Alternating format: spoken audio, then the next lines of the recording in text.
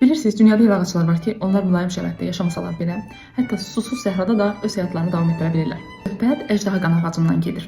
Bu ağac Yemənin Sokotra arxipelagına məxsus, heyrətamiz görünüş və sərt mühitə uyğunlaşması ilə tanınan ikonik və simvolik bir ağacdır. Su çətir formalı örtüyü və qırmızı rəngli qətran şirəsi ilə xarakterizə olunur və bu da ona əjdaha qan ağacı adını verir. Quraq şəraitdə inkişaf edir və dünyanın çətin iqlimində yaşamağa imkan verən fövqəladə bir davamlılıq nümayiş etdirir. Unikal morfologiyası nəinki nəmliyi tutmağa imkan verir, həm də endemik növlər üçün yaşayış yeri və qida təmin edir. Beləliklə yaşı 350-400 il olan və yeni fidanların çox nadir hallarda rast gəlindiyi bu qədim ağaclar Sokotranın ekoloji balansında mühüm rol oynayır.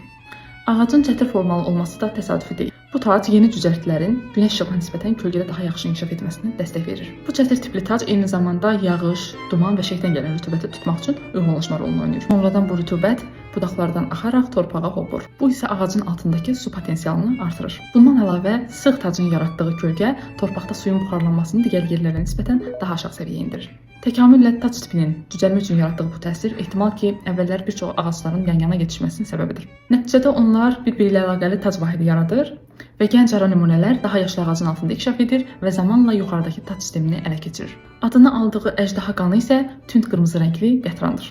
Və bu qətran ağacın fiziki və kimyəvi təsirlərə verdiyi cavab reaksiyasıdır. Beləliklə, zədə zamanı ağac damarlarında təzyiqə artan fenolik maye zədə nöqtəsinə çatır. Oksidaşmə və polimerləşmə reaksiyaları nəticəsində bu mayenin axıcılığı azalır. Və qətrana çevrilən mayenin rənginin qırmızı olması da təsadüfi deyil. Bu rəng reaksiyalar zamanı mayedə xromofor adlanan quruluşların yaranması ilə əlaqədardır. Bu quruluşlar mayenin müəyyən diapazonda dalğa uzunluğunda olan işığı udmasına şərait yaratdığı üçün qətranı qırmızı rəngə çevirir. Əslində əjdaha qanı daha qədim zamanlardan həm tibbi, həm də bədii məqsədlər üçün çox geniş şəkildə istifadə olunmuşdur.